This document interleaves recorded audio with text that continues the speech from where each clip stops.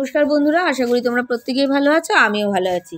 এই দেখো আমাদের গাছের কাঁঠাল, প্রচুর কাঁঠাল হয়েছে এবছর। যা কাঁঠাল হয়েছে না, পুরো আঙুরের থোকার মতন, দেখে এত ভালো লাগছে আর খেতেও তো সেই ভালো লাগবেই। আর আমাদের এই গাছের এঁচড়গুলো সত্যি খুব টেস্টি খেতে, আর কাঁঠালগুলো প্রচণ্ড মিষ্টি আর রোয়াগুলো বেশ বড় বড় হয়।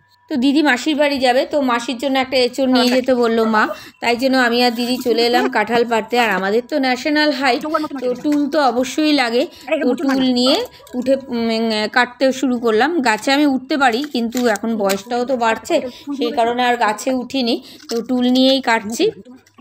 তো দেখতে থাকো ভিডিওটা, আশা করি তোমাদের খুব ভালো লাগবে।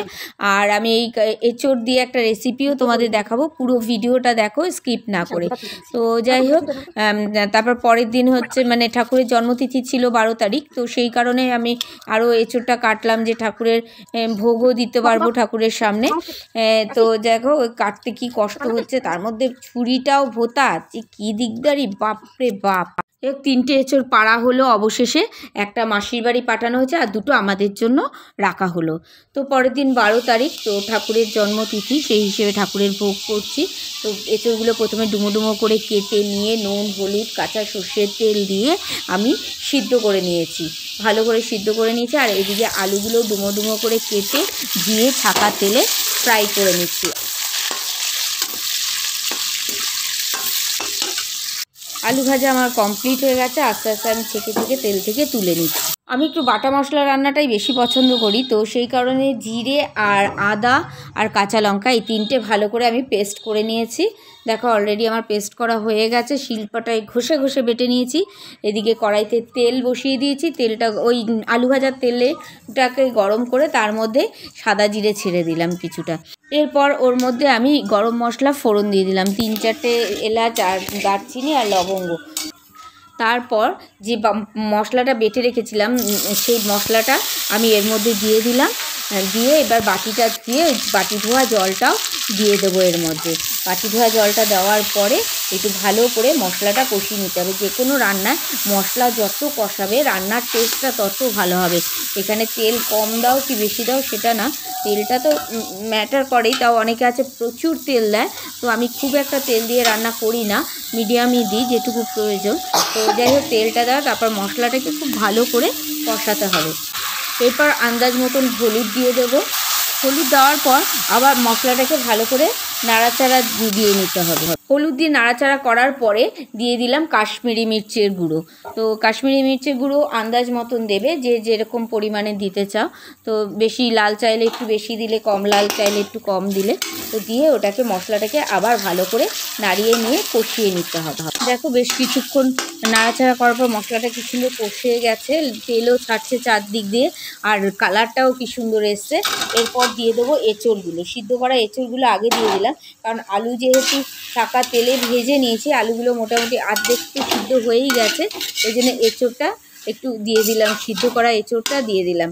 আর এঁচড়টা আগে দিলাম এই কারণে, আমরা যখন নিজেদের জন্য করি প্রেশার কুকারে এঁচড়টা একটু সিদ্ধ করি, কিন্তু যেহেতু ঠাকুরের জন্য করছি আর আমার নিরামিষ প্রেশার কুকার নেই, এই কড়াইয়ের মধ্যেই করতে হয়েছে, তো সেই কারণেই আমি কড়াইতে সিদ্ধ করেছি, তাই একটু শক্ত শক্ত নামিয়েছি ভয়।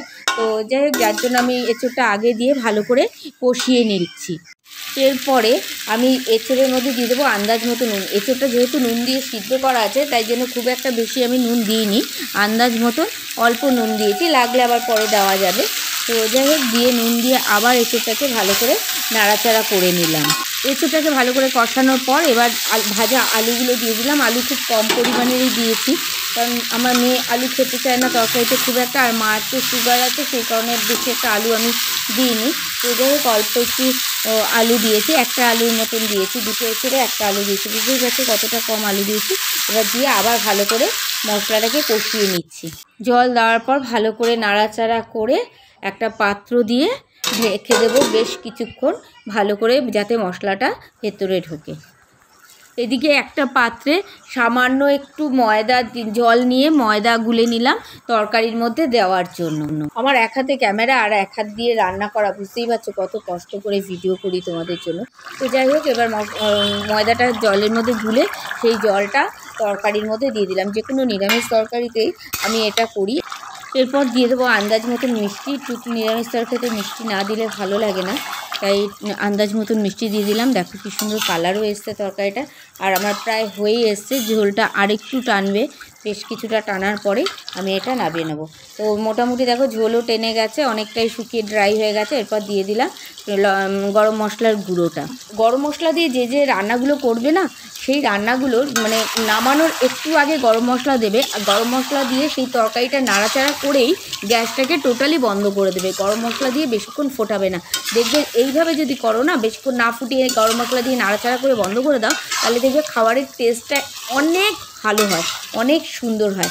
এইভাবে তোমরা কজন করো আমার ঠিক জানা নেই, তবে আমি করি এইভাবে। আমার অবশ্য শেখাই মায়ের কাছ থেকে গরম মশলা দিয়ে আর বেশিক্ষণ তরকারি ফোটাতে নেই। এরপর দিয়ে দিলাম ঘি। এঁচোড় হলে ঘি গরম মশলা তো মাস্ট, নাহলে তো ভালোই লাগবে না। তো যাই হোক, এবার ঘি দিয়ে ভালো করে নাড়াচাড়া করে গ্যাস পুরোপুরি বন্ধ করে দিলাম। আর কথা, আমার রান্না ও কল্পনা মণ্ডল তোমরা আমার আগের ভিডিওতে কমেন্ট করেছো, এইভাবেই তোমরা আমার পাশে থেকো। অনেক অনেক ভালোবাসা তোমাদেরকে। আজকের ভিডিওটা এই অবধি, দেখা হচ্ছে নতুন কোনো ব্লগ নিয়ে। তো ততক্ষণের জন্য টাটা।